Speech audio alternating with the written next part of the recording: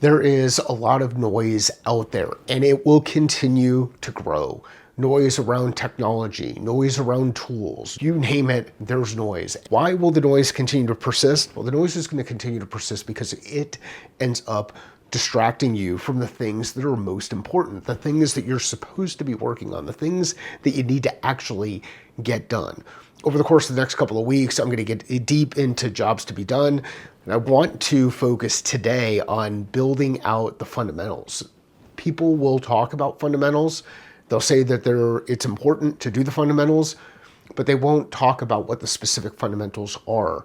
Let's get into some of those today. From the perspective of sales, here are what my fundamentals are, and we're going to get into leadership next. From the perspective of sales, my fundamentals are asking questions. The reason why asking questions is a fundamental is because if you ask the right question, you can conduct research, you can gather data, you can pull together information. When you ask those questions, you can start to test. So asking questions is my first fundamental, and this ties into gathering data, conducting research. My second fundamental is leveraging story. Now, leveraging story is one of those things. It's not about storytelling. It's actually about understanding the specific characters that are involved, the roles that they play, the transition that they're working on going through. How do they interact with others? What time and space do they operate in? You can leverage story concepts to improve the way that you communicate with people. So we ask questions, we leverage story, we manage time management. Time management is one of those things for me that's really more about the specific aspects of decision making. How do we make a decision? How do we decide what to do?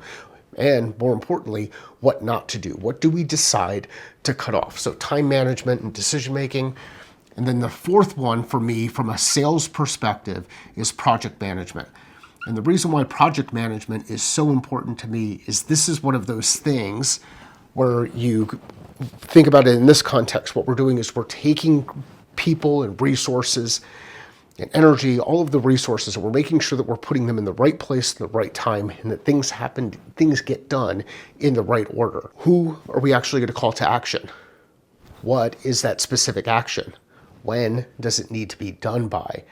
How do we manage the order which things need to be done, call people to action, and then ultimately hold them accountable to doing those things? So asking questions, this is gathering data, conducting research, leveraging story, time, and project management.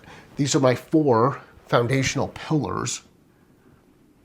Four pillars when it comes to sales skills, sales capabilities. If you build these skills over time, you will become a better sales professional, a better sales leader, someone who helps customers move forward, someone who helps them solve problems and ultimately move forward. So four pillars, those are the four foundational pillars from a sales perspective.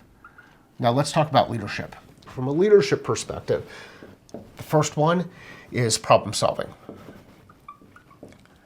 How do we actually go through the process of problem solving? What's that capability look like? How do we do it? How do we build that specific skill? The second skill is decision making, and you're going to see some connections here. Second skill is decision making. The third skill is goal setting and execution.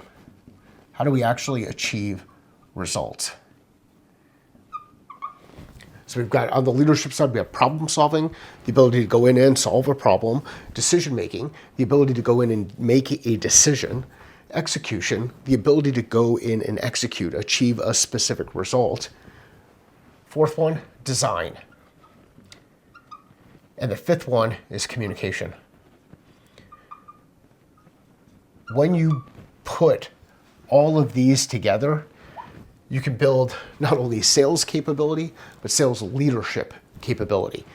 Problem solving, decision making, goal setting and execution, design, and communication.